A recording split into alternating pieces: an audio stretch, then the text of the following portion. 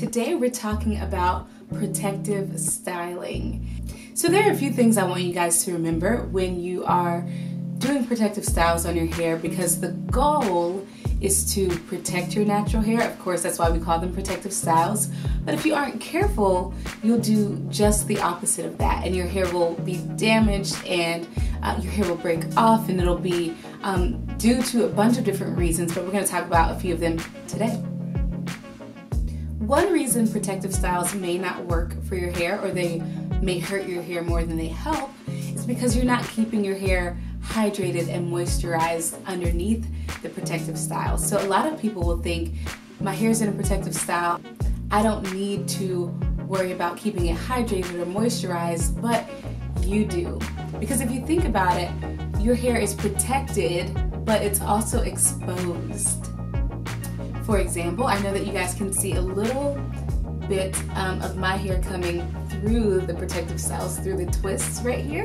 And it's a little, I think it's the perfect example, because you can see that if you don't keep your twists hydrated, then your hair won't be hydrated. Your hair is hiding underneath all these twists, but it can still feel moisture that you give it. So you need to make sure you guys are moisturizing just as you normally would if you do the LCO method, if you do the lock method, whatever you use to hydrate your natural hair. Make sure you continue that same routine even if your hair is hidden underneath a protective style. So if you aren't keeping your hair hydrated underneath your protective style, you are doing something seriously wrong.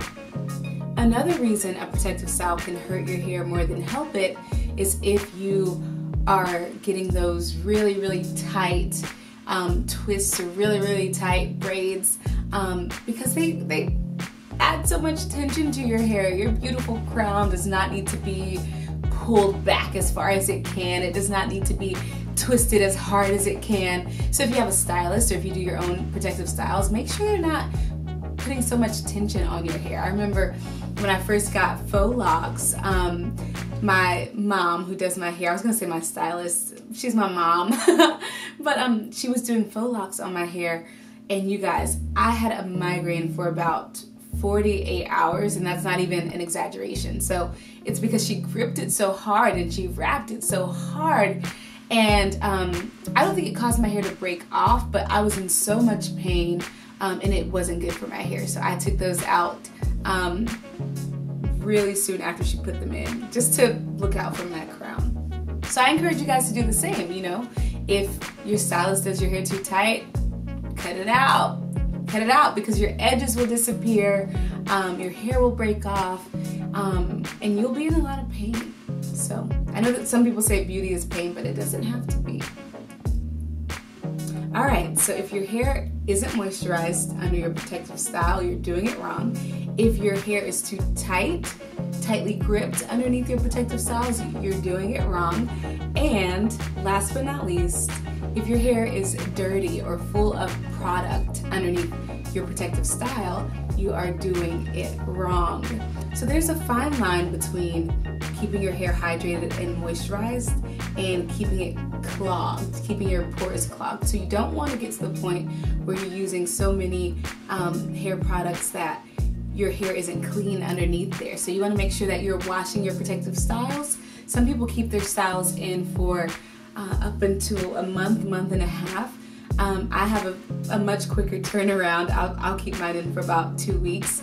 But I'll wash it. I'll try to keep it very clean, just as you would your normal hair. So don't think that protective styles are for you to completely neglect your hair, because that's the fastest way to damage your natural hair, and that's not what protective styles are for. So as you guys are out there on your natural hair journeys, I'll be here waiting to hear from you.